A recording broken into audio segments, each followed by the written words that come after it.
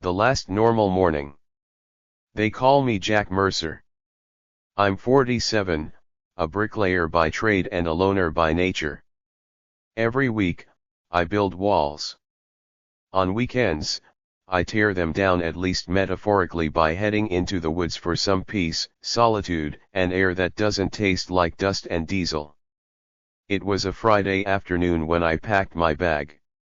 Just like any other weekend. 2 days worth of food: canned beans, jerky, trail mix, and a water bladder topped off to the brim. I brought my camping stove, matches, knife, and the emergency radio I never thought I'd use for anything but weather updates. I had my old army surplus sleeping bag strapped to the bottom of my pack and a small tent I could pitch with my eyes closed. My boots, worn but loyal, were laced up tight. The trail I picked this time was up north, a lesser-known path skirting the edge of Pike Ridge. Nothing too crazy, just a 5-mile hike in, find a nice spot by the lake, maybe fish a little, cook something over the fire, and let the world fade out for a couple of days. I didn't check the news that morning. I rarely do. Politics, crime, celebrity gossip, it all blends into noise. I've always been more of a silence kind of guy. Maybe that was my first mistake. I made it up the ridge by sundown. The trees swayed with that calming hush that always reminds me why I come here. It's not just the beauty. It's the way you can hear your own thoughts when there's nothing else around. I pitched my tent near a flat patch of moss, laid out my gear, and boiled some water for instant coffee. The first sip always tastes like rubber and regret, but after that, it's home. That night, the stars were out in full force. I leaned back against a rock, sipping coffee and listening to the chirps of crickets. I flipped on my emergency radio mostly out of habit. It crackled, a bit of static, then the familiar voice of the National Weather Service. Then something different. A woman's voice, shaky, urgent, speaking fast. This is not a drill. Repeat, this is not a drill. There is an outbreak. We urge all citizens to stay indoors and avoid contact with infected individuals. Symptoms include aggression, bloodshot eyes, and signs of necrosis. Transmission appears to occur through bites. I froze. My cup slipped from my hand and hit the ground with a thud. At first, I thought it was a prank. A twisted Halloween gag maybe. But the tone in her voice, it didn't feel fake. It felt like desperation. The radio shifted to another voicemail this time. More official, military. Containment zones are being established. All major highways are under quarantine. Do not attempt to return to urban centers. Stay isolated. If you have supplies, remain in place. I sat there for a long time, staring into the dark woods. No wind now. No crickets. Just the sound of my breathing and the occasional hiss from the radio. It's strange how the world can change in a sentence. I didn't sleep that night. I lay in my tent, knife in hand, ears straining for any sound that didn't belong. At some point, I must have drifted off, because the next thing I remember is the sunlight creeping in through the fabric. I stepped outside, half expecting to see smoke on the horizon or people running through the trees. But it was quiet. Too quiet. Even the birds weren't singing. That's when I knew. This was real. I made the decision fast. I had enough food for a day and a half, maybe 2 if I rationed. There was no point hiking back now. If cities were under lockdown, roads would be closed or crawling with infected or worse, panicked survivors. I figured my best chance was to stay put for a bit. Let things settle. The next few hours were spent reinforcing my camp. I gathered some branches and created a makeshift perimeter, nothing fancy, just something to make noise if anything tried to creep up on me. I used some twine and set up a few basic traps, not to kill, just to warn. I listened to the radio every hour. More updates came. Cities were falling. Hospitals were overwhelmed. People were urged to shoot infected on sight. That word kept coming back, infected. But I knew what they meant. Zombies. I couldn't believe I was even thinking the word seriously. I had laughed at those kinds of movies. But now, it was real. They said only a headshot could stop them. Destroy the brain. Just like the stories. I didn't have a gun. Just a hatchet, a heavy wrench I kept in my kit, and a lot of bad instincts. That day passed in a strange blur. The sun felt hotter than usual.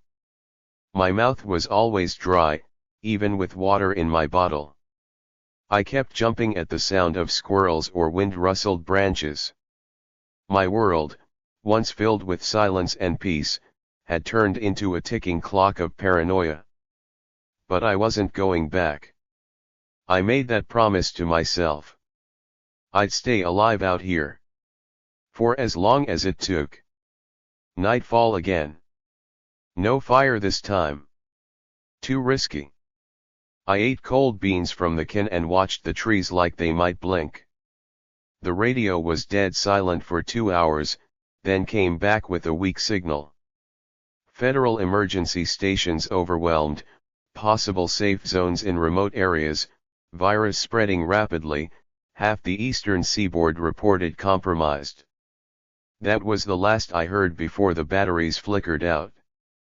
Just before sleep took me, I thought I saw something, just a shadow moving near the tree line.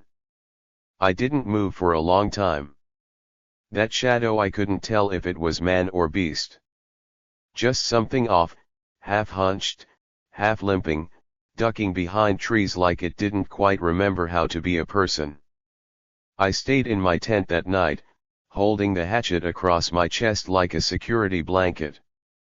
Every time a branch creaked or the wind shifted, I held my breath. I didn't sleep much. Maybe 2 hours, maybe less. But by morning, nothing had come close, no signs of tracks, no movement. I told myself it was just my mind playing tricks. But deep down, I knew better. I broke camp before the sun fully cleared the ridge. I wasn't going to sit around waiting for death. I needed a better position. Somewhere elevated, somewhere I could see anything coming long before it got close. I remembered a bluff about a mile south with a rock ledge and some natural cover. I'd passed it once on a spring hike, thought it would be a good picnic spot. Now it was a potential stronghold. The hike up was tense. Every twig underfoot felt like a gunshot. I stopped every few minutes to listen. My breathing got shallow, ears strained, heart working overtime. About halfway there, I heard it low, wet breathing. A dragging sound. Slow footsteps. I crouched behind a fallen log and waited. It came stumbling into view maybe 30 feet away. Male, maybe once in his 30s, wearing jeans soaked in something dark and crusted. His shirt was torn at the collar, and a gash ran down the side of his face like someone had tried to open his skull with a crowbar. His eyes. God, those eyes. Bloodshot, glossy, hungry. He didn't move like a drunk or a man in pain. He moved like something learning how to be human again, and failing miserably. He didn't see me. I held still until he passed. I could smell him from where I crouched like meat left too long in the sun. The flies knew it, too. They followed him in a lazy halo, drifting with his every step. I wanted to vomit. But I waited until he was gone, maybe another 20 yards into the trees, before I moved. I made it to the bluff an hour later and collapsed behind a rock shelf. My legs were shaking. Not from exhaustion, pure adrenaline. I had just seen a real, living, breathing zombie. The kind that movies joked about. But there was no joke here. This was the kind of thing that haunted men for life. Once I caught my breath, I took stock. 2 bottles of water left. 1 full meal, 2 half meals. My radio was dead, batteries shot. I had a knife, a hatchet, a multi-tool, and 1 length of cord. Not great, but better than nothing. I built a crude shelter with tree limbs, wedging them between rocks to give me cover from wind and rain. Then I set up my perimeter noise traps with empty cans, string across paths, anything that might give me a few seconds warning. Then I waited. The day passed in silence, but not peace. I thought about that thing in the woods, walking around like a marionette with half its strings cut. I wondered how many more there were. I wondered how it started. A virus, they'd said. Spread through bites. Like rabies with a vengeance. I rationed my food that night. Just half a protein bar and a few swigs of water. My stomach growled in protest, but I ignored it. Hunger was better than death. That night, I didn't sleep at all. I heard something. It started around midnight. A branch snapping. Then a low grunt. Not animal, not human. Something between. I grabbed my hatchet and crawled to the edge of the bluff, heart pounding so loud I was sure it would give me away. I peeked out over the ledge. 3 of them. 2 men and a woman, or what was left of them. One dragged a leg like it wasn't even attached. Another had blood caked all the way down one arm. Their mouths hung open, jaws twitching, like they were smelling the air for prey. They were headed in my direction. I backed away and grabbed the noisemaker I had set up, an old soup can strung between rocks. I tossed a pebble toward it. The clang was sharp, metallic. They turned instantly. Like wolves. They moved fast. Too fast. I ran. Through brush, over roots, down the slope. I didn't think. Just ran. I heard them crashing behind me, snarling and gasping. I could feel their breath on the back of my neck. I ducked behind a tree and waited, heart racing. One came barreling past me. I stepped out and swung. The hatchet sank into the back of its skull with a wet crunch. It dropped like a sack of bricks. Another came from the side. I dodged. Swung again. Missed. She tackled me. I fell hard, rolling through pine needles and rocks. Her mouth opened wide, teeth yellow and broken. I jammed my forearm into her throat and pushed. She clawed at my face. I reached for the wrench at my belt and drove it upward with everything I had. The sound was sickening. She went still. The third one had vanished. I waited in the dirt, bloody and shaking, for what felt like hours. When I finally stood up, I felt older. Slower. Dirtier. But alive. I checked my gear. Hatchet still intact. Wrench bloodied but fine. My arm was scratched, not bitten. Thank God. I made it back to the bluff before sunrise. I didn't cry. I should've. But I think I was too tired for that. Instead, I sat there watching the sky turn orange and pink and told myself, this is day 2. And I am still alive. It's strange how fast a man can adjust to hell. By the 3rd day, I'd already stopped thinking in terms of morning or night. There was just light and dark. Eat or don't. Move or die. I hadn't heard another voice in 3 days. No laughter. No car engine. No sound that wasn't growling, snapping, or trees swaying above me like they were whispering warnings I was too stupid to understand. I cleaned my tools that morning, hatchet, wrench, both still sticky from the night before. The blood had dried into something tar-like. I should have buried the bodies, I guess. Maybe burned them. But I didn't have time or energy. I just dragged them off the bluff edge and let the forest decide what to do with them. Flies had already moved in. So had the smell. I couldn't stay. My supplies were down to 1 bottle of water and a single granola bar. My mouth felt like gravel. I could feel a headache creeping in, dull but persistent. I needed food. Water. A better place. I spread out the topographic map I'd stuffed in my pack before the trip. There was a marking to the west, a hunter's trail. I remembered it vaguely. A few lean-tos, maybe a cabin if I was lucky. It was a long shot, but I had nothing else. I packed everything. Tied my sleeping bag tighter. Slid the wrench into the side loop and hatchet to my belt. Then I walked. Hours passed. I moved low, slow. Listening more than stepping. I passed 3 carcasses on the trail, deer, half-eaten. One still twitched when I got close. The virus, could it infect animals? I didn't stop to check. About 4 miles in, I found a rusted hunting stand nailed to a tree. The ladder was rotten through. Below it, a backpack. Moldy, torn open, but inside was a partial water bottle and a single box of rifle cartridges. No rifle. Still, I took the box.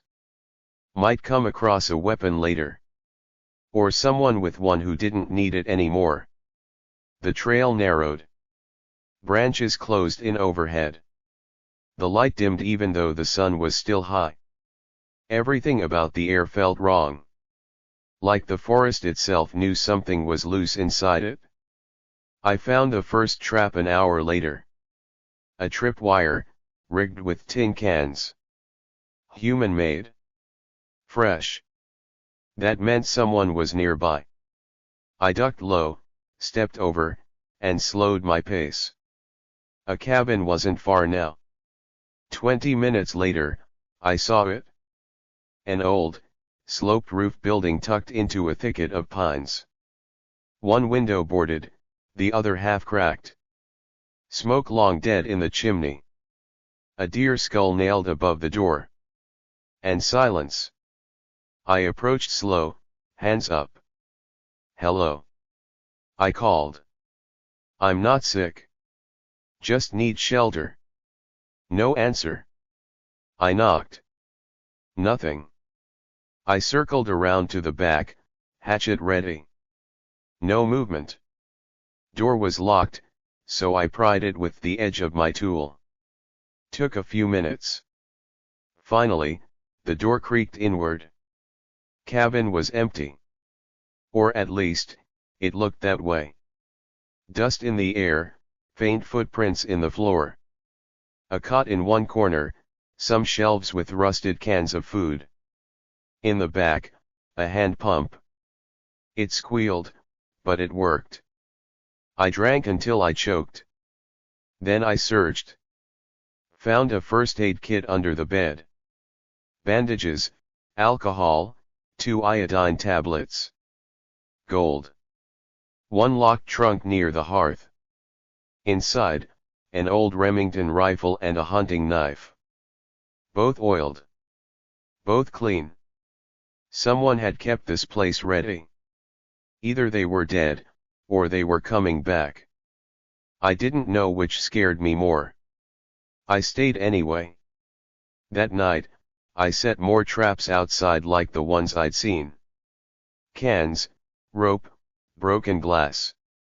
Then I ate cold beans from one of the cans I found and stared at the ceiling for hours. But I slept. For the first time in nights, I actually slept. When I woke, it wasn't the sun on my face, it was a knock. 3 sharp raps on the door. I sat bolt upright. Grabbed the rifle. Crept to the side of the window and peeked. A woman. Mid-30s. Wild hair, dirt-streaked jacket. Next to her, a boy maybe 10. Pale. Both wide-eyed. I opened the door slowly. She didn't flinch. Just stared. "We saw your smoke yesterday," she said, voice hoarse. "Please. We been walking for 2 days." The boy looked up at me. Not a word. Just those same eyes I'd seen in the mirror. Hollow. Starved. Lost. I nodded and stepped aside. "Get in." They stepped inside slow, cautious, like I might slam the door behind them and feed them to the wolves. I couldn't blame them. If I had a kid in a world gone sideways, I'd be twice as cautious. The woman kept one hand behind her back. Probably holding a knife. Smart. "I'm Jack," I said, locking the door behind them. "This place isn't mine, but I've been here a day. Found it empty." She gave a small nod. "Lena. That's my son, Ben." Ben didn't speak. He just kept looking around, like he was trying to memorize the place in case they had to run. "You hungry?"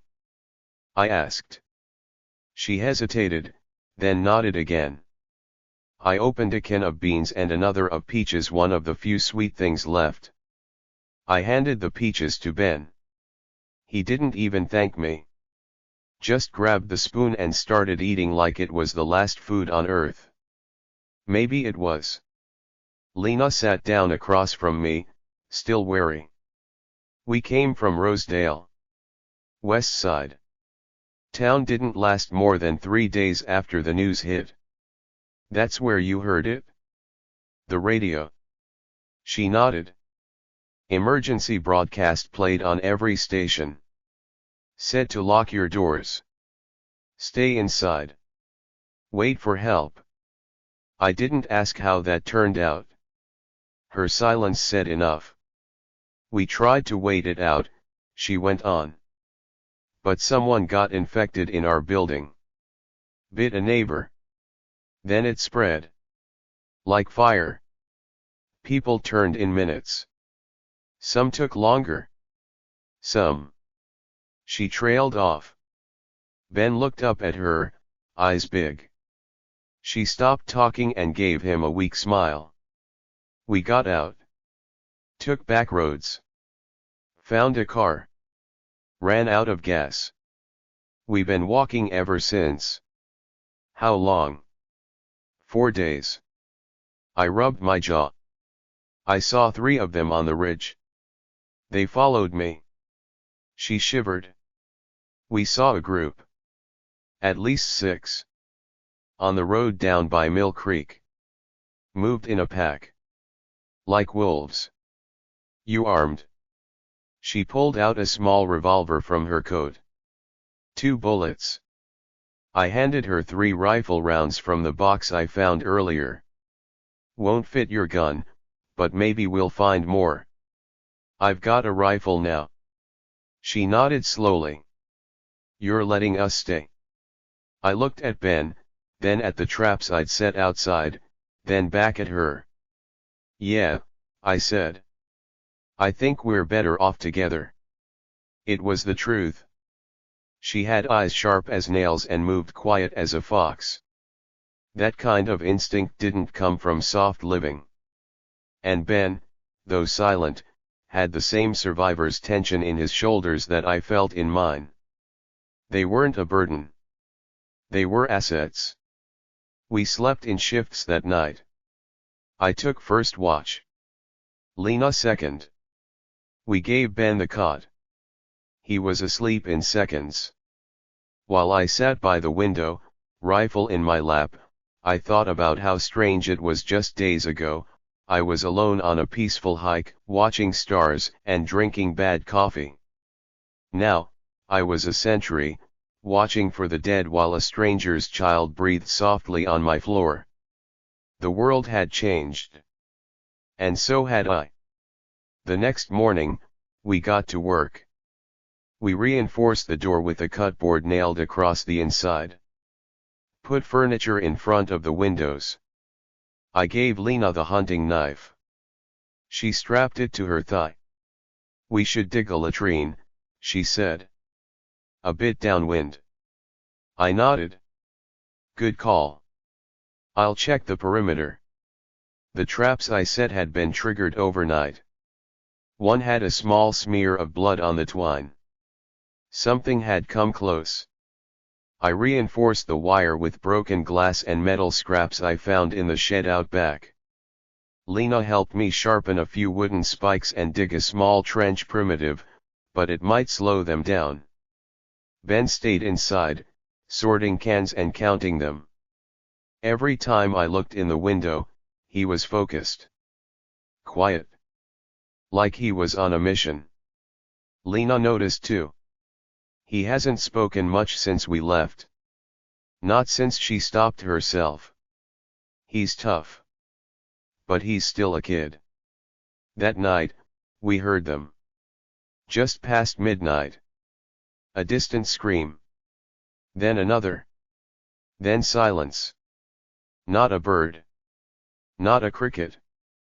Just the wind. Ben was curled on the cot. Lena and I sat at opposite windows, eyes on the trees. "Do you think there are others like us?" she whispered. I glanced at the radio on the shelf. "Still dead." "There better be," I said. "Or what's the point?" We didn't speak after that. The world had gone quiet. But we hadn't. Not yet. I'll never forget the sound they made when they first came too close. It wasn't a roar, or a scream, or any animal I've ever heard. It was wet. Guttural. Like breath fighting through broken lungs. Hunger made real. We heard it just after dawn. 3 of them. Stalking through the trees on the south ridge, just past the trench Lena and I had dug. One was limping, dragging its foot behind it like it was only half attached. Another was missing most of its jaw. The third, well, I think it used to be a woman. She still wore a nurse's uniform. Torn, soaked. Her fingers were broken backwards but still twitching. Like even in death, she was trying to do something with her hands. Lena spotted them first through the narrow slats we left between the boards over the window. She hissed my name, and I was at her side in seconds, rifle raised. "Don't shoot unless they get close," I said. "Why not?" "Sound." She nodded. She understood. Out here, every noise carried like a beacon.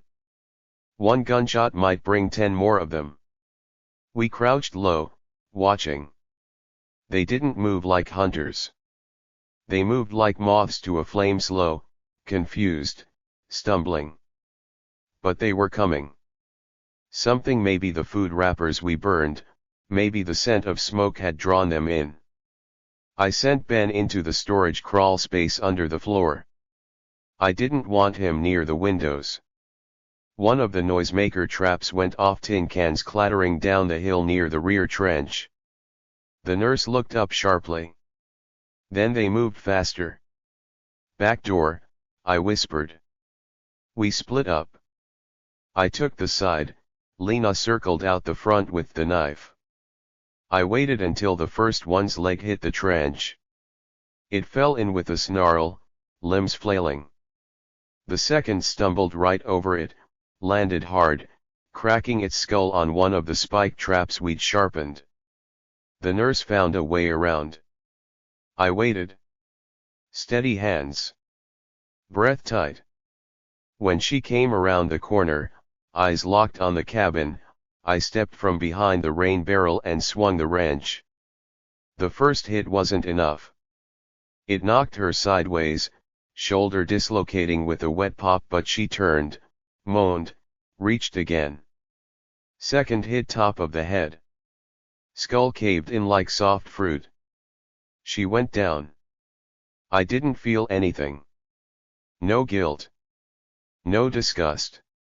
Just the burn of muscles and the tightness in my chest. I was alive. She wasn't. Behind me, Lena finished the last one with the hunting knife. Quick and efficient. Straight to the eye socket. 3 down, she said, panting. I wiped the wrench clean. How many more are out there? She didn't answer. We buried them shallow graves just outside the perimeter. I didn't want them near the cabin, even dead.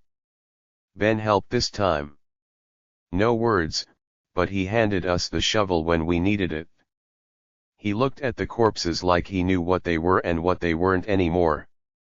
Later that day, Lena and I sat on the porch steps, watching the sun creep across the sky. This place won't hold forever, she said. I know. If they find us once, they'll find us again. We need a fallback plan, I said. She nodded. There's a radio tower about 8 miles south. If it's still standing, it might be broadcasting. And if it's not, then we keep running. I looked over at the boy inside. He was sorting canned peaches like they were gold. No, I said. We stay here. Fortify it. We can't run forever. He can't. She looked at me for a long time, then nodded once. We'll need more traps. Barriers. Firewood. If we can make it to winter. I build things for a living, I said. Walls. Homes. It's time I start building one for us.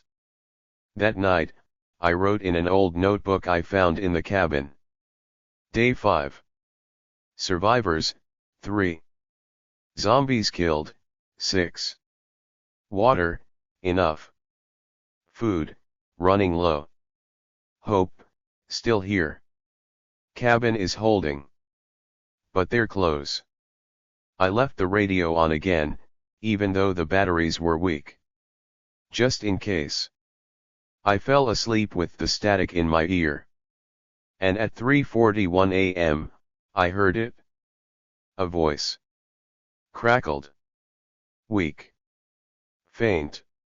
Repeat, if you're hearing this, survivors, there is hope. A cure, under development, stay alive, stay isolated. Then silence. But it was enough. We weren't alone. I shot up from sleep like a man pulled from deep water, gasping and heart pounding. The radio was silent again. Just static. But I knew what I'd heard. Hope. A voice crackled and warbled, sure, but it was a voice that wasn't mine, Lena's, or Ben's. It meant someone out there still had power. Still had a transmitter. Still had something to say. And more than that, they were talking about a cure. I fumbled with the dials, trying to pull the signal back, but it was gone. Lost in the hiss of empty waves. Lena stirred in the cot across from me. What is it? She asked, voice low, husky with sleep. The radio, I said. I heard something. She sat up quickly. Another emergency broadcast. No, a survivor. They said, there's a cure in development. They told people to stay alive. To stay isolated. Her eyes widened just a fraction, but I saw it. That flicker of light in her pupils. The part of her brain that had been shut off for days suddenly waking up. Ben sat up too, rubbing his eyes. "What's a cure?" he asked, voice quiet, his first words since arriving. Lena turned to him. "It means they might be able to stop the sickness, sweetheart." He nodded once and curled his knees to his chest. We didn't say anything else for a while. Just sat in the dark, listening to the static, feeling something we hadn't felt since the outbreak began. A reason to hold on. At first light, we got to work. We took everything from the cabin we didn't need: old furniture, broken shelving, even the door to the bathroom, and used it to reinforce the outside. We nailed wooden planks across the lower windows and dug a second trench, this time filled with sharpened sticks and metal scraps from the shed. I rigged another layer of traps, a DIY alarm system using the battery from an old flashlight, some wires, and a pie tin that would spark and flash if the trip wire was pulled. We were turning this cabin into a fortress. Every sound outside made us flinch. Every gust of wind felt like it carried the breath of the dead. But we didn't stop working. "Jack," Lena said as we pulled apart a busted chair for more nails. "If this cure is real, what then?" I looked at her. "Then we survive long enough to see it. And if it's not, then we survive anyway. Simple as that." That night, Lena showed me a map she had stashed in her backpack. It was old, creased, and smelled like oil. She laid it across the floor and pointed to a spot near a bend in the river. "This is the radio tower I mentioned. If that message repeats, it might come from here." "Too far to hike in one day," I said. "And dangerous. But if we find working equipment, fresh batteries, a generator, we could send out a signal. Let them know we're here." Ben leaned over the map too, quiet but watching. He was listening more now. Engaged. That gave me hope. I traced the route with my finger. We'd need to pass near old back roads. Probably crawling with them by now. Then we don't go until we have to. Agreed. Still, just knowing the tower existed was enough. A plan. A direction. Anything to fight the spiral of waiting and wasting. The next day, it rained. Steady. Cold. But it kept the zombies away, at least for a while. We spent the day inside. I showed Ben how to reload the rifle just in case. His hands trembled, but he followed my steps perfectly. Lena found an old deck of cards in the cupboard. We played war. It felt normal. Almost. "I used to play this with my dad," she said. Ben asked, "Is Grandpa a zombie now?" She froze. "I don't know," she said softly. "I hope not." The rain fell harder. Later that night, we sat by the fireplace. No fire, just the glow of a single candle and the sound of the rain on the roof. The radio was still crackling softly in the corner. I listened. Just in case. Lena spoke first. "You know, I thought I was ready to die out there. When we ran out of food, when the gas ran out. I thought, if this is how it ends, fine. Just make it quick." I looked at her, but said nothing. "But when we saw your smoke," she paused. "I didn't know how much I wanted to live. Not until I saw that little curl of white in the sky." I swallowed hard. "You gave me something too. I didn't realize how alone I'd become. Until you knocked on that door." We both looked at Ben. He was asleep, curled up under the blanket, his hand clutching the empty peach can like it was treasure. "Do you think he'll have a world to grow up in?" she asked. I looked out the boarded window, at the dark beyond. "I think he already is." Fog rolled in thick the next morning, swallowing the trees and wrapping the world in silence. I stepped outside with the rifle slung across my back. Moisture clung to my skin like sweat, but the air was cold, too cold for June. Lena stood guard by the east window, her eyes never leaving the haze beyond the tree line. Ben was still asleep, but I knew it wouldn't be long before the silence outside woke him. Even a child can feel when something isn't right. I moved cautiously along the perimeter. My traps were still in place, but visibility was maybe 10 feet at best. A dream for the dead. Or a nightmare, depending on who you ask. We couldn't see them. But they could smell us. Halfway through my rounds, I heard it snip a wire breaking. Then the faint ting-ting of cans rattling down the hill. I froze, every muscle in my body locking up as instinct surged into overdrive. Something triggered the trap. I raised the rifle and slowly moved toward the source, boots muffled by the wet ground. The fog parted slightly as I reached the trench. Nothing there. Just the broken tripwire, slack and swinging in the air. I scanned the mist.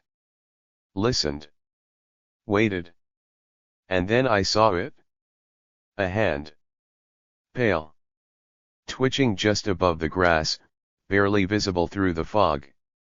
Then a face, slack-jawed and blank-eyed, rising behind it like a ghost out of the ground. Another followed. Then another. 4. Maybe 5. All of them creeping silently through the fog, barely making a sound except for the wet shuffle of their feet and the soft, gurgling breath that always made the hairs on the back of my neck stand on end. I stepped back slowly. I couldn't shoot. Not unless I had to. The noise would draw more. But they were headed straight for the cabin. I sprinted. Lena met me at the door. She must have seen them too. How many? She asked. 5. Maybe more behind them. Quiet ones, she muttered. Fog's hiding them. They triggered the outer trap. We've got maybe a minute. Ben was already awake, standing in the corner, hands gripping the back of a wooden chair. I motioned to the crawl space. Ben, inside. Stay silent. Don't come out until I say. He nodded, his eyes wide but clear. That kid was tough. Lena and I took positions. She at the left window, me at the front door, crouched low with the rifle pointed at the weak point in the fence line. The first one appeared, dragging a broken foot. It paused like it sensed the cabin but couldn't figure out where the smell was coming from. The fog made them dumb, but it also made them unpredictable. I waited until it was almost at the porch before I squeezed the trigger. The crack of the rifle tore through the silence like thunder. The shot hit it clean between the eyes. It dropped instantly. But the others turned toward the sound. And they started to run. Lena fired through the window. 2 shots, one missed, the other caught a man in the throat. It slowed him, not stopped him. I chambered another round, aimed, and took the next one down with a quick pull of the trigger. His body hit the wet earth with a thud. 2 left. One of them slammed into the porch rail and fell, its arm snapping at a grotesque angle. It got up anyway. Lena finished the one with the throat shot. I swung the butt of the rifle down and cracked the skull of the one that reached the steps. Then it was quiet again. No moans. No growls. Just the heavy breathing of 2 survivors and the hammering of my heart against my ribs. I looked at Lena. You okay? She nodded. Yeah. You? Still breathing? Ben crawled out a few minutes later, still clutching that same damn chair like it was his sword. You did good, kid, I said. Real good. He didn't smile, but he nodded. Progress. We spent the rest of the day cleaning the mess. Bodies burned. Ammo checked. We were down to 7 rounds. 7. I tried not to think about how fast they go when your life depends on them. The fog didn't lift until late afternoon. But by then, we'd made a decision. We need to scout the radio tower, Lena said. If that signal's real, we need to find the source. You and me, I said. We leave at first light. 1 day there. 1 day back. She nodded. We prep tonight. Pack light. What about Ben? He stays. She hesitated, then looked at me. With you. My throat tightened. I'll protect him. I know, she said. That night, Ben sat next to me by the boarded-up window. Do you think the cure is real? He asked. I looked at him. At the dirt smudged across his cheek. At the scab on his lip. At the kid trying so hard not to cry, not to be afraid, not to fall apart like the world around him. I think it has to be, I said. And I meant it. Because if it wasn't, then all of this surviving, killing, hiding, hoping it was all just delaying the end.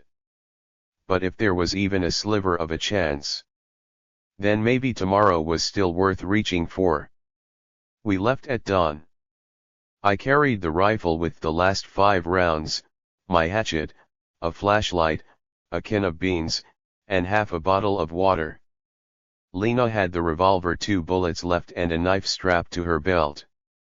We moved quiet, light on our feet. No fire. No words unless necessary. Ben stayed behind in the cabin. I hated leaving him, but he understood. We showed him how to bolt the door. Gave him our sharpest knife. I made him promise to stay in the crawl space if anything happened. I also made him promise to listen to the radio in case the signal came back. If anything goes wrong, I told him, you run. North. Keep going. Find high ground. We'll catch up. He nodded like a soldier. Then we disappeared into the trees. The trail south was overgrown. The old hiking markers were barely visible through the moss and years of abandonment. We followed a faint stream for a while, then climbed a rocky ridge that gave us a glimpse of the hills beyond. Lena pointed. That rise there. That's Signal Hill. Tower should be on top. Looks maybe 7 miles, I said. 10 with all this underbrush. She wasn't wrong. Every half-mile took twice as long, thanks to collapsed trees, muddy slopes, and the occasional sound in the woods that made us freeze and wait with bated breath. We saw signs of the infected. Old ones. Clawed trees. Blood smears. One skeletal corpse in a ditch, face half-eaten. Maggots still wriggling in what was left of the mouth. Lena kept her eyes forward, but I saw the way her hand tightened on the knife handle. We passed an overturned SUV near a dry creek bed around noon. Its windows were smashed, bags spilled open on the side. A child's shoe was tangled in the brambles. We didn't stop. Hope isn't a wide road in this world. It's a thread. And we were clinging to it like everything depended on it. Because it did. By late afternoon, we reached the base of the hill. The trees grew denser here, shadows stretching long and black. Crows circled overhead. I didn't like it. We climbed slow, switching back and forth along what used to be a gravel maintenance road. The tower appeared just before dusk, tall, skeletal, its metal sides rusted but intact. A satellite dish dangled from one side like a broken limb. At the base was a concrete shed. We approached cautiously. I tapped the door with the butt of the rifle. No answer. Inside, it was dark, musty, but untouched by the dead. Lena found a solar-powered radio transmitter bolted to the wall. Lights blinked on a control panel. A blinking green signal indicator. A good sign. But the microphone was broken. The entire headset was snapped, wires exposed. Can't transmit, she said. But someone did. Recently. Hard to say. I tried tuning the dials. Static. Then, faintly. Survivors, North Sector, medical teams deployed, uninfected. Then it cut out. Another voice. Robotic. Short. Cure in development. Quarantine essential. Avoid urban centers. We stared at each other. It's real, she whispered. The transmission. It's real. But they're not nearby, I said. Sounds automated. Like a loop. Still someone is still trying. She was right. And that changed everything. Hope wasn't just a word now. It was a voice. We stayed in the shack overnight. Ate the beans cold, shared the water, and took turns on watch. During my shift, I wrote in the small notebook again. Day 8. Survivors, 3. Transmission confirmed. Hope, alive. Ben, hold on. We're coming back. I looked at Lena as she slept, hands still curled around the revolver. We weren't broken people anymore. We were pieces of something stronger. Something that could fight back. At first light, we started the journey home. We were just 5 miles out when we heard it. A scream. Far behind us. A child's scream. I didn't think. Didn't speak. Just ran. Branches slapped my face. Roots tried to catch my boots. I sprinted faster than I have in years, faster than I ever thought I could. My lungs burned. My throat was raw. But I knew that voice. Ben. He screamed again, closer this time. Hi, terrified, cut short like something grabbed him mid-breath. Lena was right behind me, panting hard. Revolver already drawn. Please, she whispered over and over as we ran. Please, no, no, no. When we hit the clearing just above the cabin, I saw smoke. And blood. One of the traps had gone off, our kin rig was shredded. Splinters of the spike wall littered the dirt. The front door was wide open. Ben. I shouted. No answer. Lena rushed past me and into the cabin. I followed, rifle raised. The place was torn apart. Chairs overturned. Cans smashed. Blood smeared across the floor like something had been dragged. Ben, she screamed. I checked the crawl space. Empty. The window was busted glass and wood scattered on the outside. They took him, she breathed. No, I said, he got out. Look. Tracks, small ones. Heading east into the woods. Barefoot. Fast. He ran. Smart kid. But someone or something followed. I pointed to the deeper, heavier prints behind his. Toes dragging. Spread apart. One of the infected. Lena's hands were shaking. We go after him now. We don't think. We track. He's moving. Fast. The thing behind him, look, it's slower. Jack. We catch up. We have to. She nodded once. Let's move. We followed the prints through dense forest. Ben's path weaved, erratic. He was trying to escape, not just flee. Smart again, he led the thing off our main trails. We found a smear of blood on a branch. Just a nick. Could be his. Could be the thing's. Then more small shreds of cloth caught on a bramble. From his sleeve. I recognized the checkered flannel shirt. We kept moving. A mile in, we heard something up ahead snapping twigs. Heavy breath. Lena raised her revolver. I readied the rifle. A shape burst through the brush. Don't shoot. I hissed. It's him. Ben crashed toward us, pale, shaking, arms cut and face scratched. He saw Lena and ran straight into her arms. It chased me, he gasped. I couldn't get away, I hid. I think it saw me. He was crying. Barely breathing. But alive. I dropped to one knee and grabbed his face. You're not bitten? You're not bitten. He shook his head violently. No. No, I swear. Then a sound behind him. Snarling. Fast.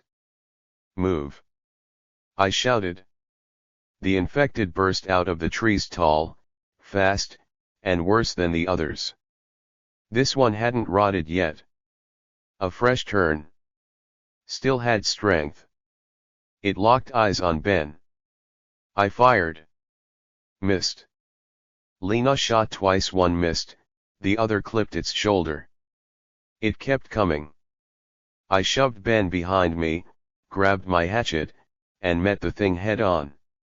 We collided hard, its weight slammed me down. Its breath was rancid. Hands clawed at my jacket. I jammed the rifle up under its chin. Pulled the trigger.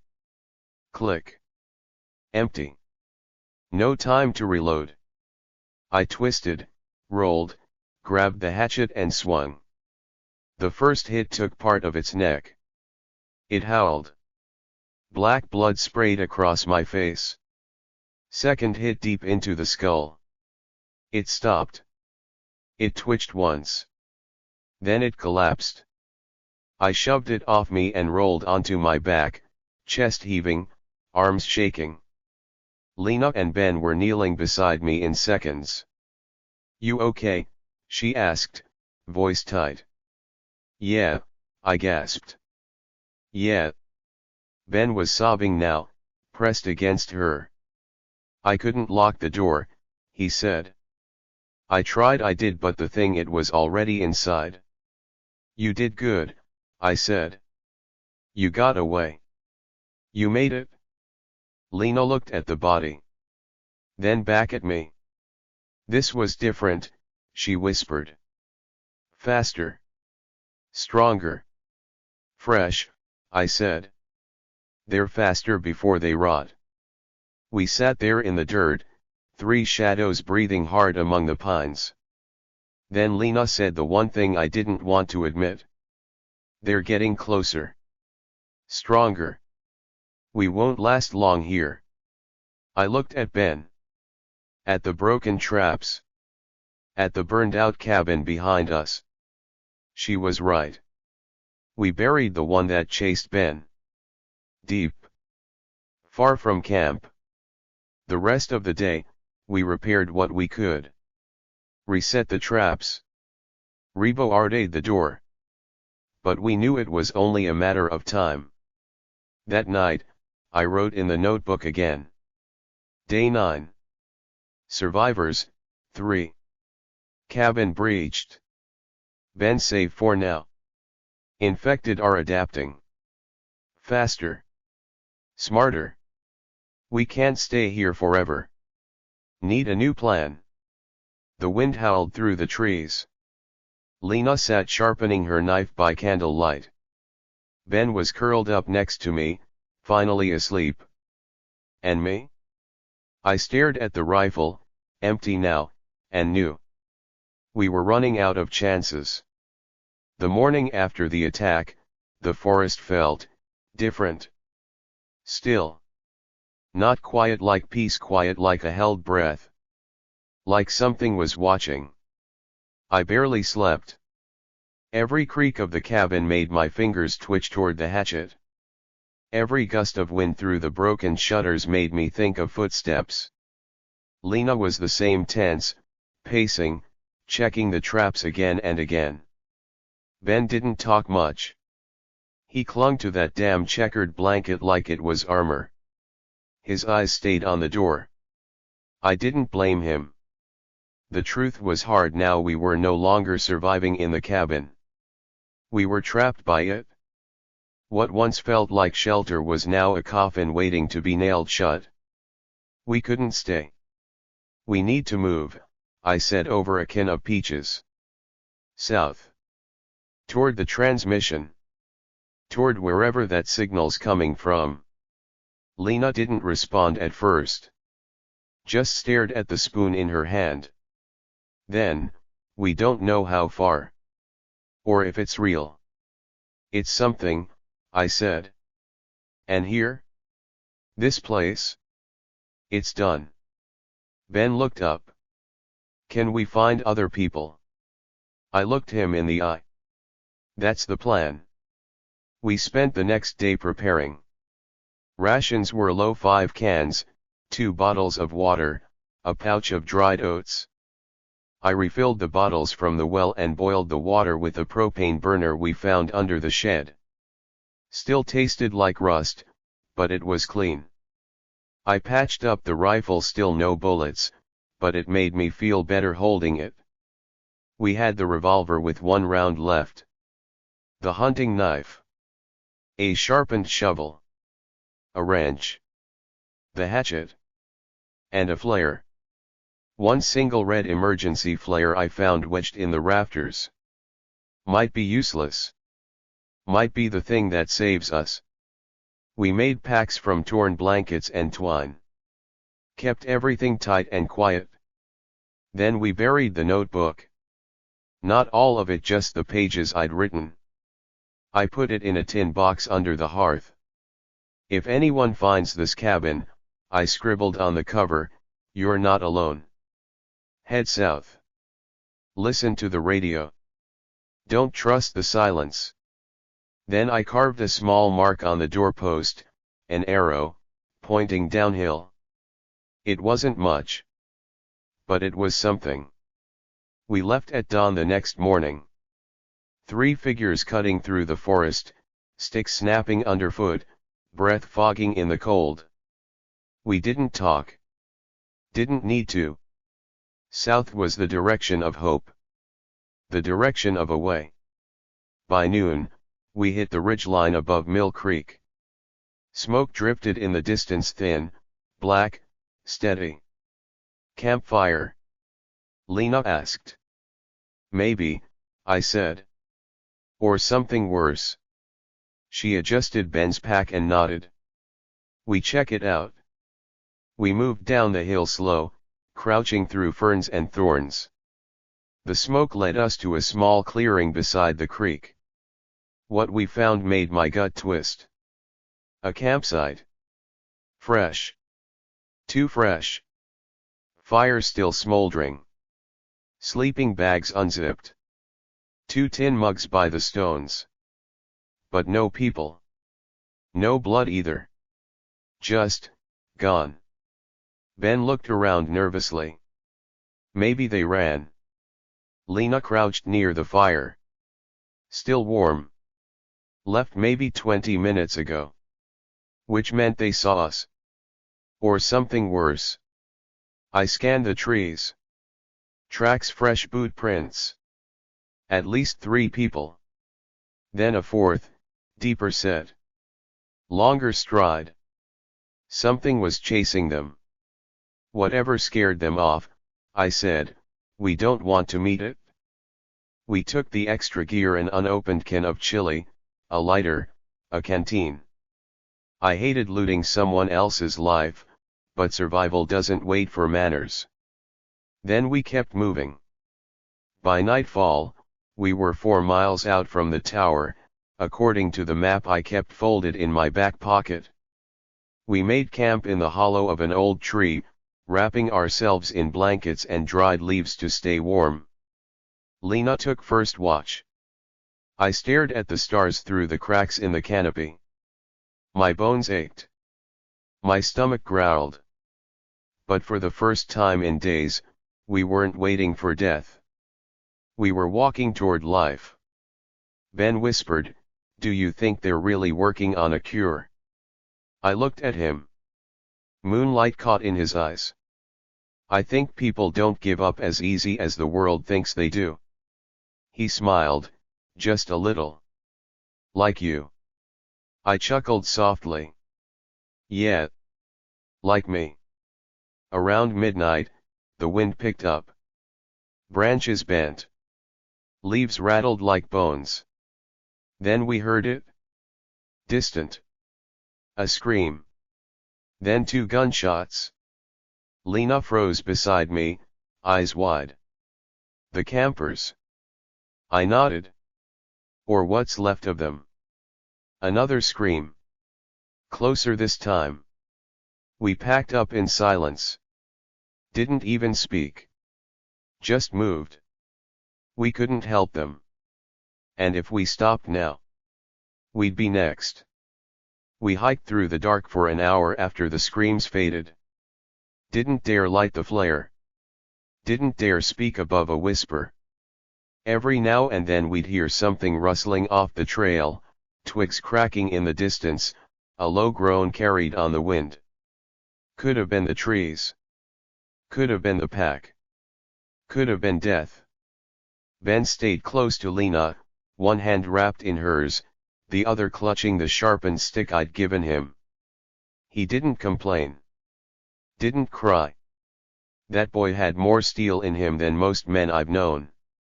The trees began to thin after a while, and we reached a narrow dirt road. Overgrown. Forgotten. But still visible under the moonlight. I crouched, running my fingers through the prints in the dust. "Multiple," I whispered. "Same ones from the camp. 3 pairs of boots. Human. The 4th larger. Drag marks. Fast." "They were being hunted," Lena said. "And we're on the same path." She looked down the road. "How far to the tower?" "If we push through the night sunrise." We walked in silence for a while, every shadow twitching like it might lunge at us. Then we heard them. Low growls. From the left. From the right. I froze mid-step. My hand went to the hatchet on my hip. Lena dropped to a crouch, pulled Ben behind her. More growls. Closer. Wet. Animal-like. One of them stepped into view limping, but not slow. Its skin was gray-blue, face torn, mouth locked in a forever snarl. Then another. And another. 4 of them. Maybe 5. Forming a semicircle in the brush. They weren't stumbling. They weren't dumb. They were waiting. Hunting. A pack. "They've changed," Lena whispered. "They're coordinated." "They've seen us," I said. "They're flanking." Ben whimpered. I pulled the flare from my bag, held it tight. "This might be stupid," I muttered. "But it's our only card." Lena nodded. "Do it." I struck the flare. It hissed to life in a burst of searing red light, casting a blood hue over the road. The infected screeched. The light confused them, disoriented them. Their heads twitched, bodies swaying. I shouted, "Run!" We bolted down the road, the flare blazing in my hand, holding it high to keep the light wide.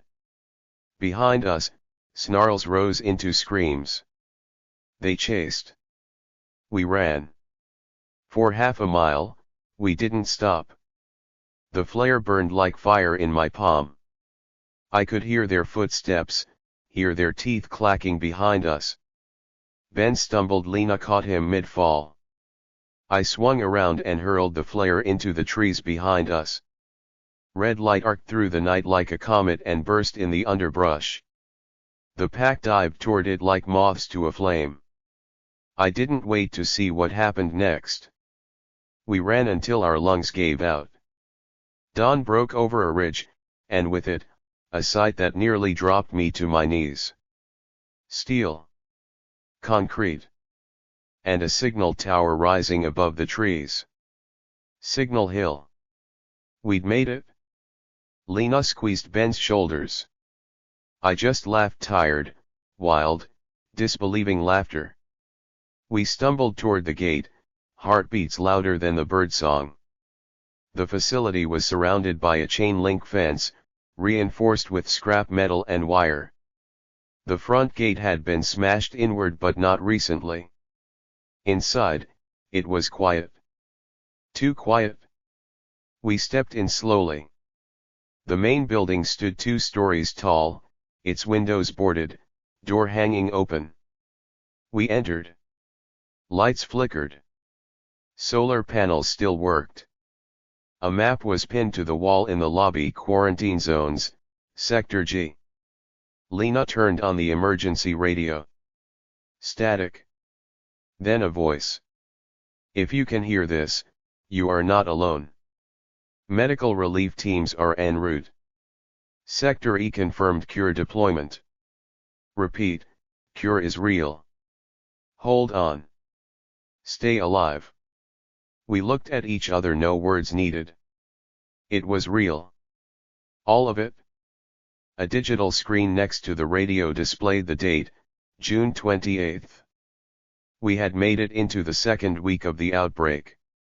Ben slumped down against the wall and smiled for the first time since the cabin. We spent the night inside. No infected followed. For now. That night, I wrote again in the only piece of blank paper I had left on the back of the map. Day 11. Survivors, 3. We found the tower. Signal confirmed. They say the cure is real. We're not alone. For once. I believe them. Outside, the sun rose over the trees. And we waited. Because sometimes surviving isn't running. It's holding on. Morning came with sunlight we hadn't seen in days. Real sunlight. Warm, golden, cutting through the cracked windows of the signal station like it had a purpose. For the first time in what felt like forever, I didn't wake up gripping a weapon. Ben was still sleeping, curled up beneath a fire blanket we found in the supply closet. Lena sat near the open door, watching the forest like it still owed her something. I walked up beside her, careful not to startle her. Still no movement. She shook her head. Too quiet. I nodded. Let's hope that means we scared them off. But we both knew better. The infected didn't scare. They waited. They followed. They learned. And I knew, deep in my gut, the pack from last night hadn't given up. The flare distracted them, sure, but they'd keep tracking. We were the scent on the wind now. Still, for the first time, we had something they didn't. A signal. The radio station wasn't military, more like a civilian relay post. The panels outside fed just enough power to the backup batteries to keep the equipment running, but the transmitter was short range. The real signal? It was coming from farther south. According to the logs left on a dusty terminal in the back room, it originated in Sector E, an area marked by coordinates that pointed to the base of an old research facility near the coast about 40 miles away. I stared at the blinking dot on the screen for a long time. Lena leaned over my shoulder. That's where we go next. I nodded. Not yet. We need rest. Supplies. She glanced at Ben. We need more than that. She was right. Hope was a spark. But a spark dies without fuel. We spent the next few hours searching the station top to bottom. The break room had 2 unopened ration kits: beef jerky, powdered soup, and a few chocolate bars that nearly made Ben cry with joy. A cabinet under the sink held 3 bottles of water and 2 purifiers. I found a first aid kit in a desk drawer, mostly empty, but the gauze and alcohol wipes were still good. Lena hit the jackpot in the storage room: 2 boxes of .22 ammo. I nearly kissed her when she handed me a full box with a grin. "I guess today's our day," she said. I loaded the rifle, careful, slow, respectful. Every bullet felt sacred now. We fortified the front door with metal chairs and cable wire. Hung a pot over the entrance with broken glass inside. Primitive alarm. Better than nothing. Then we turned on the radio and waited. At 2:43 p.m., we got another broadcast. Sector D compromised. Refugees should reroute to Sector E, Port Kavanaugh. Ground teams en route. Cure confirmed viable in early trials. Transmission powered by Life solar units. Stay strong. Stay alive. I looked at Lena. Port Kavanaugh. That's a real place. I know it, she said. Used to hike there when I was a teenager. Old naval base, right? Yeah. Remote. Secure. Makes sense they'd use it. She stepped back and looked out the window. Then that's where we're going. Tomorrow. She raised an eyebrow. We rest. We can't outrun them. Exhausted. We go at first light. Ben nodded. We'll make it. That night, we watched the stars again. Lena sharpened the knife. I checked the ammo: 18 rounds now. Ben sat beside me, chewing slowly on a granola bar, like it was a feast.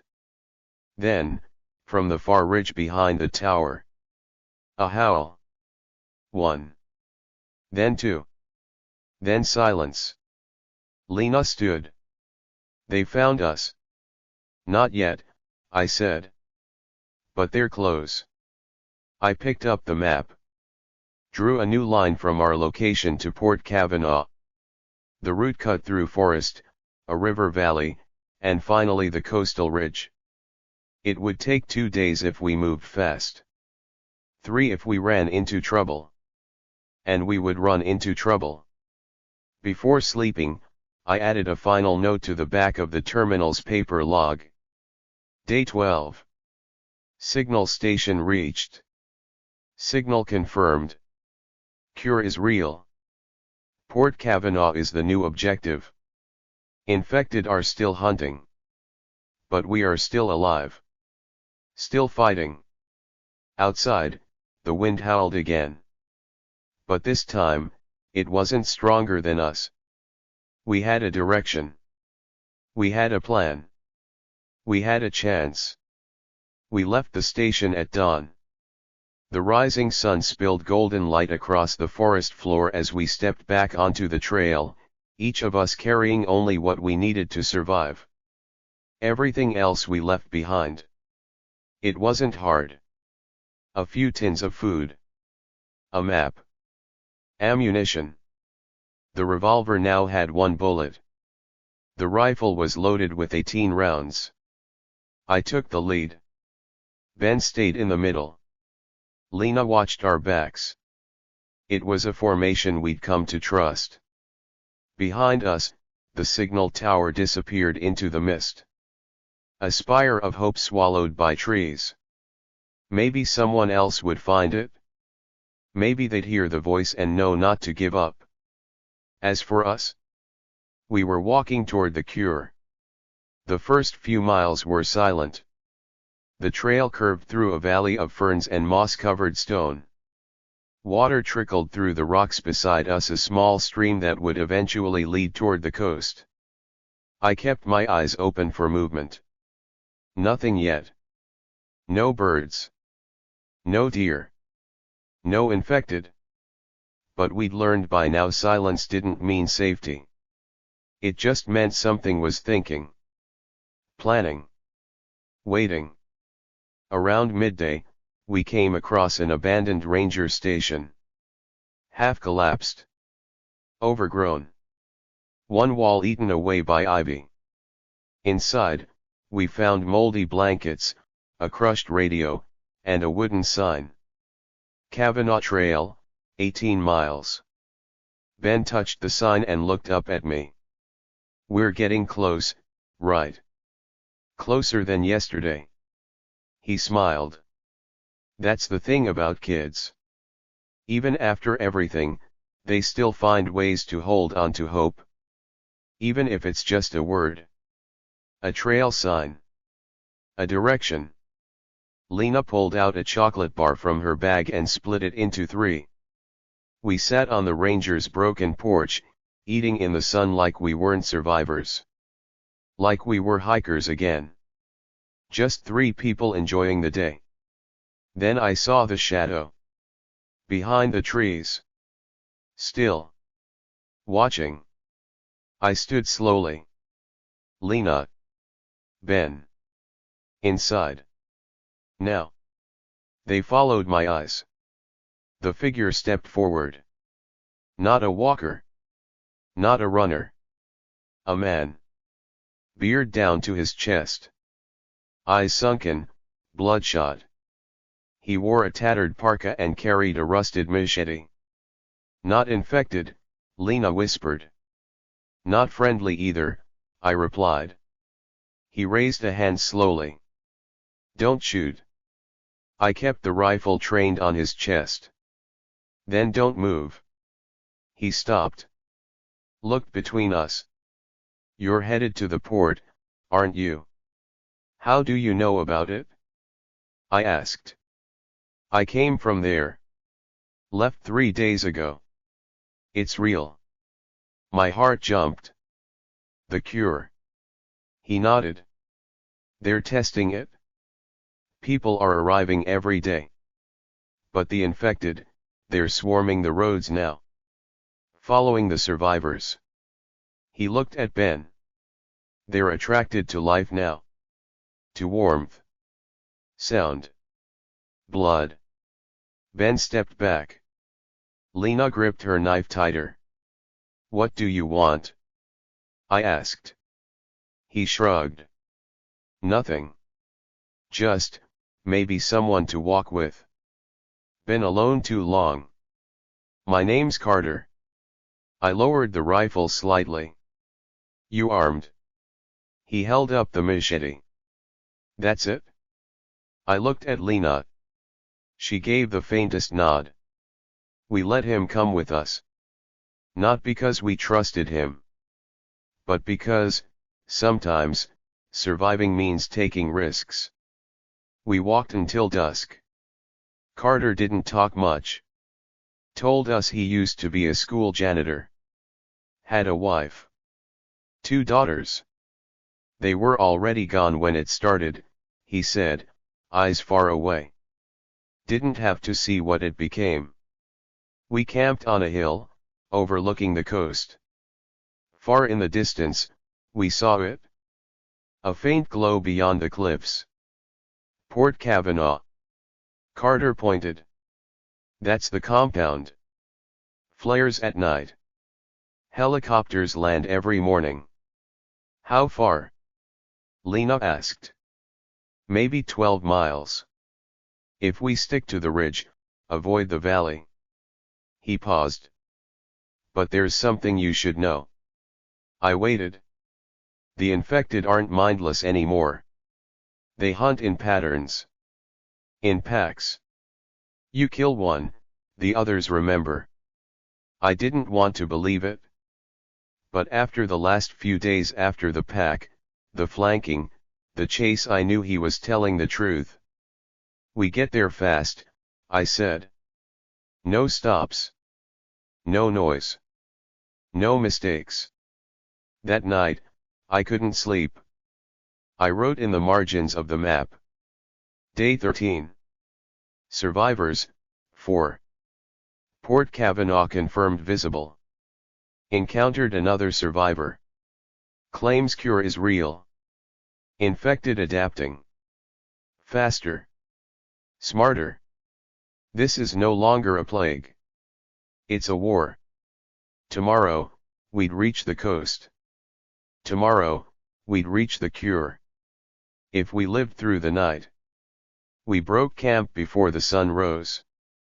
Carter was already awake, sitting on a rock with his machete across his knees. He'd been keeping watch while the rest of us slept. Or tried to. I didn't ask if he saw anything. He didn't offer. Sometimes, silence is easier than the truth. We moved single file along the ridge. From up there, the trees looked like an endless ocean, green, dark, and full of things that could kill us. But beyond it, just on the horizon, we could still see the glint of the ocean. And the faint shadow of ships near the port. We were close. 10 miles, maybe. The kind of distance that could be done in a few hours. Or cost you everything. Carter led the way at first. He knew the terrain. Knew where the cliffs dropped into impassable gulches. He said the safest way down toward the coast was through a dry riverbed that curved through a shallow valley, open, but fast. We didn't have better options. We entered the valley just past noon. The riverbed was wide, cracked, and dry from the heat. Bones of animals scattered along the rocks. A buzzard circled above, crying out like it was warning us. I didn't like it. The openness made me itch. Too much sky. Too much exposure. We picked up our pace. We were about halfway through when Ben stopped. Do you hear that? I paused. At first nothing. Then, faint and high. A scream. Then another. And another. Voices. Human. Carter tensed. That's coming from the far end. Lena's grip tightened on her knife. Survivors. Or bait, I muttered. The screams rose again. 3, maybe 4 voices. Panicked. Desperate. Then came the snarling. And the gunfire. It was a trap. Not for us but for whoever had just died ahead. And we were heading straight for the aftermath. We took cover behind a ridge of stone. Peering over the edge, I saw what was left of a convoy. 3 people, what was left of them, lay scattered near an overturned truck. One was still moving, crawling through the dirt, his leg torn and trailing blood. Around him 6 of them. The infected. Fresh ones. They moved in a circle. Waiting. Toying with him. One stepped forward and slammed a rock into the man's head. I flinched. It wasn't hunger. It was cruelty. Carter whispered, "They're learning." I raised my rifle. "We don't have the ammo for this." Ben's voice was tight. "We're not helping." Lena put her hand on his shoulder. "We can't." I hated it. I hated every second of it. But we kept moving, circling wide through the rocks to avoid the pack. One wrong sound, one misstep, and they'd be on us. We moved slow. Careful. Ben didn't speak again for miles. By dusk, we were near the coastal ridge. From up there, the view hit me like a punch to the chest. Port Kavanaugh. The outer fence stretched across a 2-lane road. Tents. Watchtowers. A dock with boats. And a flag. Not torn. Not black. But white. With a red cross. The symbol of medicine. Of life. Holy hell, Lena breathed. It's real. Carter smiled. First time I'd seen him do that. Ben whispered, "We made it." But I wasn't ready to celebrate.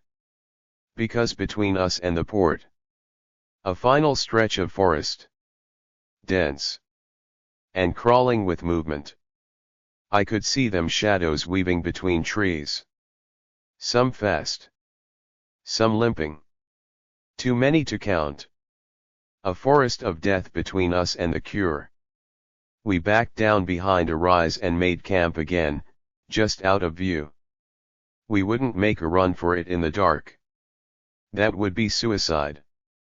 "We move at first light," I said. "One last push." Lena nodded. "You think they'll let us in?" "If we're alive when we get there, they better." Carter laughed once. "You got more faith than me."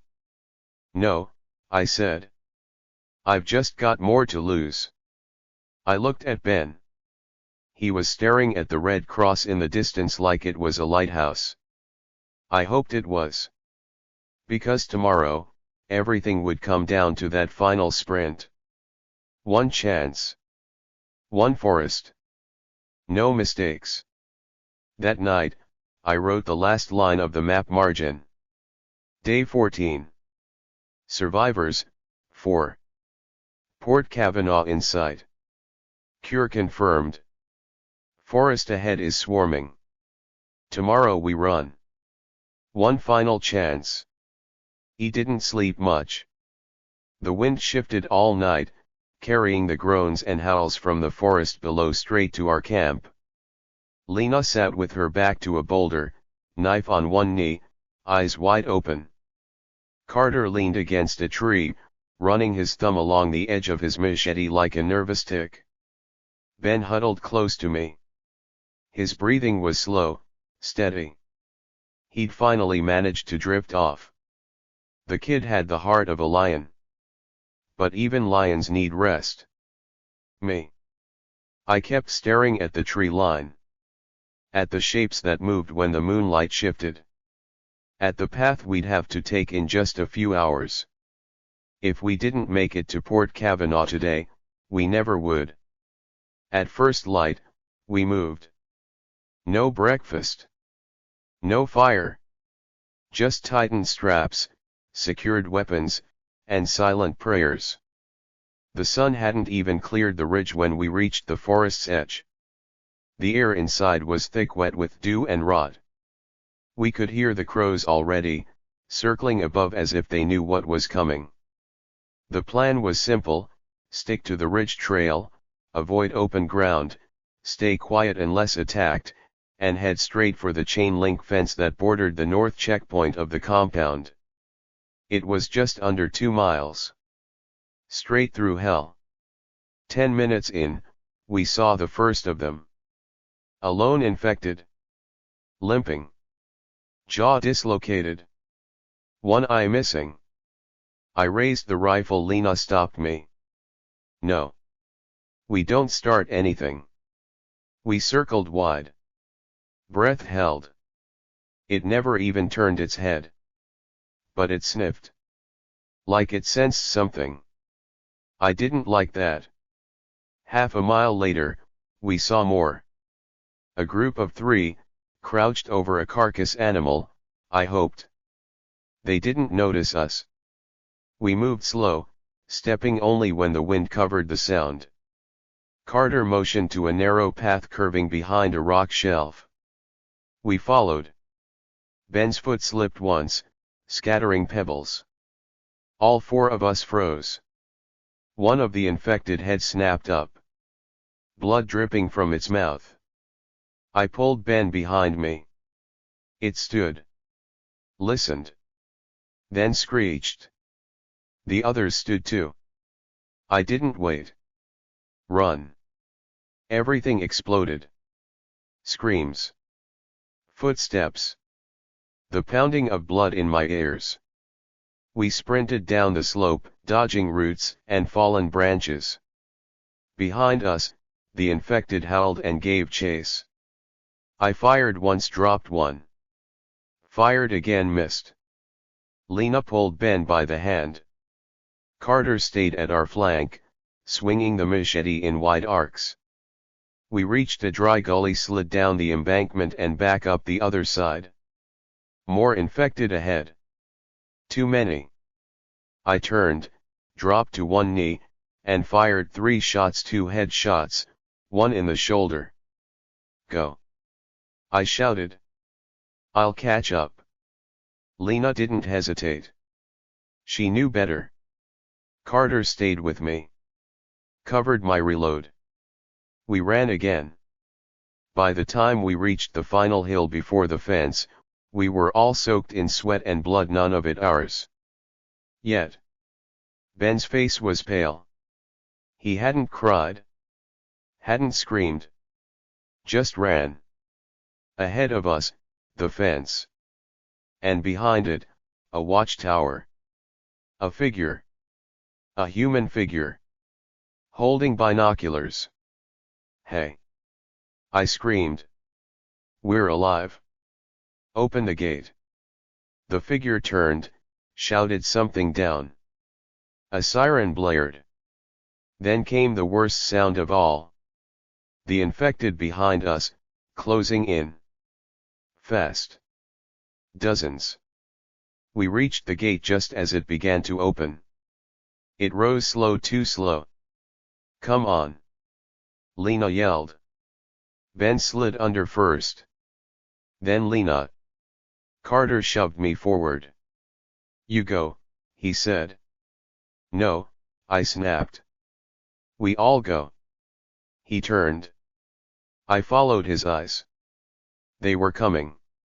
A pack. At least 15. Sprinting. I raised the rifle.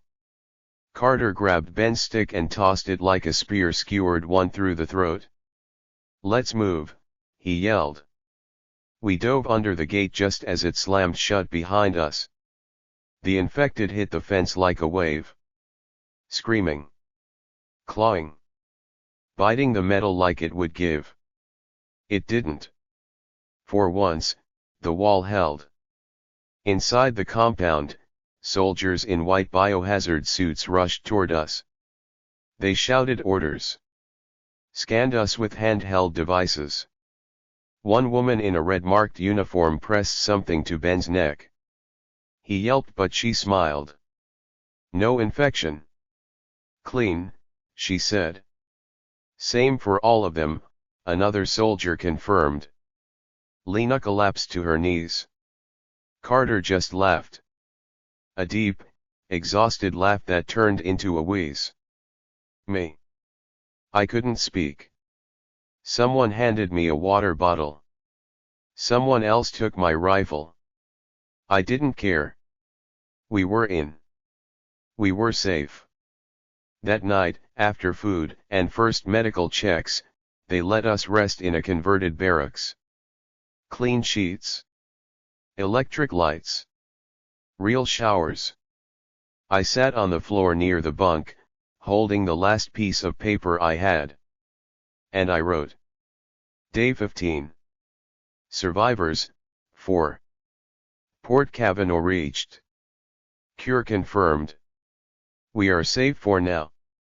The world outside is burning. But here, there is still hope.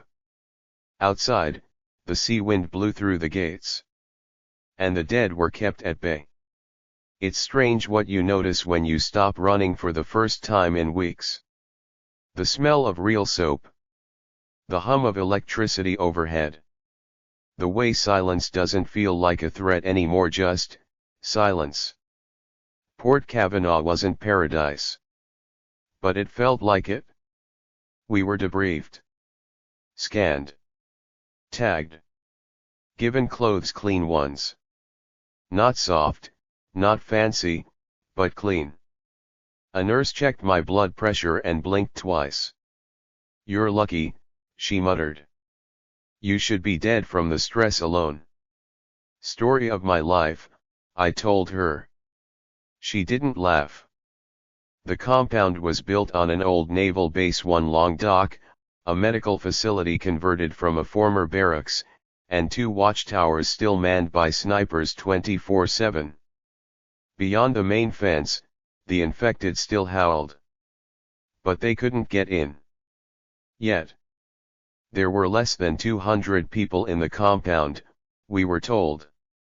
Survivors trickled in daily. Most didn't make it.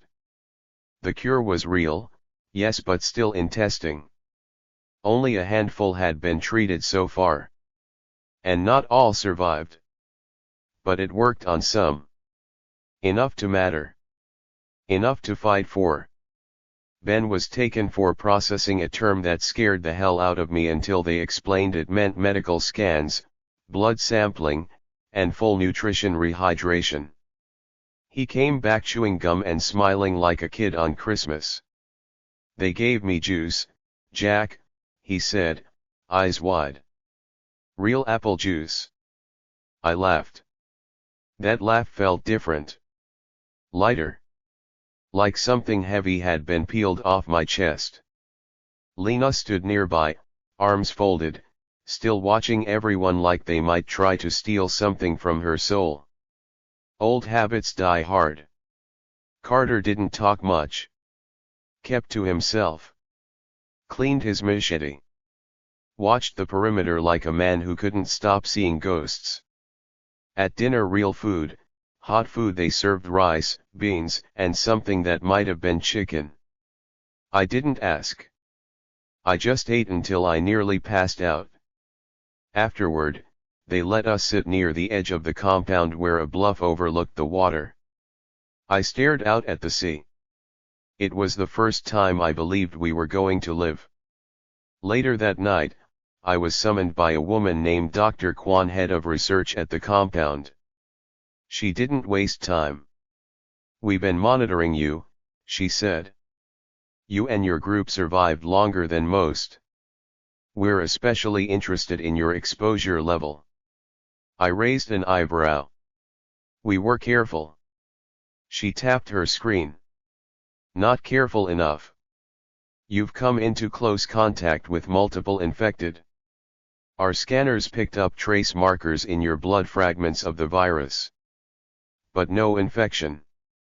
Which means you might be naturally immune." I stared at her. "Are you saying I can't turn?" "We're not sure. Yet. But if we can isolate what's protecting you, we might be able to reproduce it." She looked me dead in the eye. "You might help save a lot more people than just yourself." The next morning, I found Lena by the tower steps, staring at the woods. She didn't look at me when I sat down beside her. "You believe any of this?" she asked. "I want to." She nodded. "Feels like a trick. A dream you wake up from and find your throat's already gone." I said nothing. Because I understood that fear. Because I'd felt it every second since we walked through the gate. She turned to me. "What if the cure works, Jack? What if it really works? Then we build something again." She took a long breath, then whispered something I almost didn't catch. I'm not sure I remember how. That night, I was alone in the barracks when one of the guards walked in. "Transmission just came in," he said. "Might want to hear it." He handed me a headset. The voice that came through was clipped, urgent but clear. "Cure variant V7 showing 73% resistance. Full trials underway. Evac routes opening along southern coast. Survivors instructed to proceed to Zone K for long-term refuge. Repeat, Zone K is active." I took the headset off slowly. Something had changed. Not just hope now. Plans. Routes. A future. I picked up my journal, my dirty, sweat-stained, blood-smudged log, and wrote by lamplight. Day 16. Survivors, 4. Cure confirmed. Immune status detected. Zone K active. We're not just surviving anymore. We're starting over. Outside, the sea whispered against the docks. And for once, it didn't sound like an ending. It sounded like a beginning. The boats came at dawn. 3 of them, low in the water, painted gray with faded military markings. Soldiers in white suits jumped ashore with rifles and scanners. They moved fast, but not panicked. This wasn't a rescue. It was an operation. By now, the compound had changed. Tents were organized by blood type, by exposure status, by potential immunity. The radio tower buzzed all day, issuing coordinates and confirming survivor counts. Port Kavanaugh had become more than a safe zone, it was a staging ground for what came next. And what came next? Reclamation. Dr. Kwan briefed us personally that morning. Her tone was steady, but the exhaustion sat under her eyes like bruises. We've mapped several immune markers, she said. Your blood is part of a group showing consistent viral resistance. We believe it's why you didn't turn. Lucky me, I muttered. She actually smiled. No. Not luck. Genetics, maybe. Or something else. I didn't know what that meant. I just knew they wanted us, the survivors, for more than statistics now. They wanted us to help rebuild. I spent the afternoon walking the perimeter with Carter. He hadn't said much since the news. You think it'll last? He asked, watching the forest beyond the wire. This place. I shrugged. Does anything? He snorted. You're cheerful. Realistic. He looked over his shoulder. Kwan says they're planning a second site. Farther inland. Zone K. Yeah. He adjusted his grip on the machete. She wants us to go. Together. As a team. I let that hang in the air. Then, you in? Carter stared out at the trees for a long time before answering. Depends if they've got decent coffee. Ben was already training with the younger group basic survival drills, learning how to signal aircraft, use radios. He'd made 2 friends by now. Laughed more. Grew quieter when I mentioned moving on. This place is home now, he said, one night over a bowl of fish stew. I didn't disagree. But I knew what home used to mean. And I wanted him to have more than fences and watchtowers. That evening, I stood with Lena on the top deck of the old naval barracks. We watched the water shimmer gold beneath the setting sun. She didn't say anything for a while. Then she finally asked, "You going to Zone K?" "I think so. They'll need you. They'll need us." She gave a sad smile. "You really think there's a world left to save?" "I don't know," I said. "But I know there's a kid down there who needs one." She nodded. And for the first time since the cabin, I saw her relax. Just a little. I returned to my cot after dark. Grabbed my old map. The one with the blood stains, the dirt smudges, the pen-scratched notes from every day we'd survived. I turned it over. There wasn't much space left. So I wrote small. Day 18. Survivors, 4. Cure confirmed. Evacuation zones forming. They want us to help. I'm not sure I'm a hero. But maybe I can be useful. We're not just running anymore. We're choosing where to go. Where to fight. Where to live. I paused. Then added. Hope didn't die. It just took longer to catch up. Tomorrow, I'd say yes. To Zone K. To the next fight. To the next chance. Because the dead weren't the only ones who changed. We did too. And maybe, just maybe. We were becoming the cure. They gave us the uniforms at sunrise. Not military. Not official. Just plain gray jackets with reinforced stitching, radiation tags on the sleeve, and a symbol stitched in red over the heart. A broken circle. Repaired. It was the insignia of Zone K. Lena held hers up like it was a costume. Looks like a mechanic suit.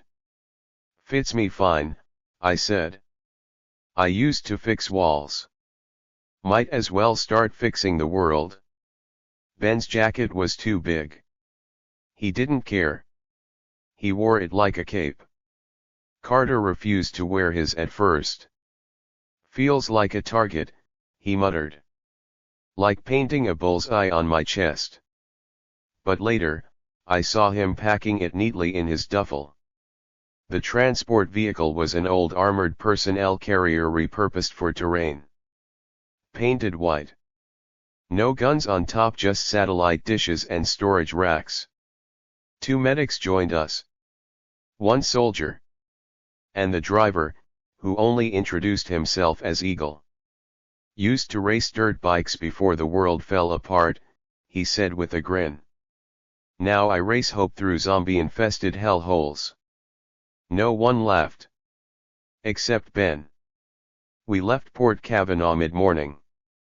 The compound vanished behind a line of trees, swallowed by fog, just like everything else we used to know. Ahead of us, the broken mainland. Zone K was located in an old geological survey base nestled between 2 valleys, former national parkland now crawling with infected. We were told the area had strategic advantages, mountains on 2 sides, caves nearby for storage, and clean water running year-round. We were also told we might need to clear it first. Scouting team went silent a week ago, said one of the medics. No contact since. So yeah, this wasn't just relocation. It was a mission. 3 hours in, we spotted our first walker. Then 5 more. They stumbled from behind an overturned gas truck, half scorched and still smoldering. Eagle didn't stop. Just hit the throttle and kept going. The armored vehicle shuddered as it rolled over something heavy. Ben didn't ask. I didn't explain. By mid-afternoon, we reached the outer perimeter of the Zone K area. The gate to the base stood half open, vines creeping through the wire mesh. No guards. No voices. Just the wind. The soldier Calloway, tall and young, readied his rifle and motioned us to stay low. We go in quiet. 1 sweep. If it's clean, we radio the green light. I looked at Lena. She already had her knife out. Carter cracked his neck. Ben stayed inside the vehicle. Stay with Eagle, I told him. No hero stuff. Not yet, he said with a smirk. The base was bigger than expected. 3 main structures, a garage, solar panel arrays, and a water tower. Most of the windows were boarded. A few had been smashed out. Inside, it smelled of mildew, ash, and faint rot. Calloway and the medics moved methodically. We followed behind, checking corners, closets, ceilings. Silence. Too much silence. We reached the main hall. It looked like it had been used as a command room. Tables overturned. A map still hung on the wall with red pins marking regions. Then we heard the scrape. From the hall. We spun. A figure lurched from a doorway, bloated, jaw unhinged, eyes wild. I fired once. Right between the eyes. It dropped instantly. Carter exhaled. Well. Now they know we're here. The next few minutes were chaos. From the stairwell, 2 more infected. One took a bullet from Calloway, The other rushed a medic and bit into his shoulder before I buried my hatchet in its skull. The medic screamed. Carter finished it with a knife to the brain. We dragged the medic outside. Too late. He was already seizing. "I'm sorry," Calloway said, hand on his holster. "No," the medic rasped. "Don't waste a bullet." He pulled his own knife. "And made the choice for us. We burned the body. There's no ceremony for people who die that way. Just flame, smoke, and silence." Lena stood beside me the whole time. "We're not building anything unless we fight for it," she said. I nodded. "And bleed for it?" That night, we cleaned the rooms. Cleared the last infected from the lower barracks. By moonrise, Zone K belonged to us. Barely. But it was a start. I found a scrap of paper in a desk drawer, half of an old medical report. I flipped it over and wrote. Day 19. Survivors, 4. Zone K reached. 1 casualty. The base is ours. The dead still hunt. But we're not just survivors anymore. We are the line. We are the fire. We are the ones who rebuild. And outside, in the night, I swear I heard something new. Not screams. Not howls. But voices. Other survivors. Approaching. The second wave of survivors arrived at dawn. 2 trucks. 15 people. Tired, bloody, hungry but alive. Some wore makeshift armor. Others had nothing but backpacks and fear in their eyes. A few had been bitten but already treated with early doses of the cure. And they were healing. No turning. No fever. Just scars and shaky breaths. It was real. The cure worked. Zone K transformed overnight. What was once a ruin became a refuge. The survivors helped board the windows. Carter taught a few how to swing a machete without losing a finger. Lena rigged a water purifier with 2 busted generators and some old tubing. Ben organized the food stores and made inventory charts. The kid had a head for logistics. Me. I climbed the tower every morning and watched the forest. Watched the sun rise. Watched the dead get fewer, farther between. They still came sometimes. But now we were ready. We had alarms. Traps. People on watch. And we didn't run anymore. Now, we defended. Dr. Kwan visited 3 days later by chopper. Her team wore white suits and brought crates of vaccine serum, 3 full coolers worth. Each dose labeled and barcoded.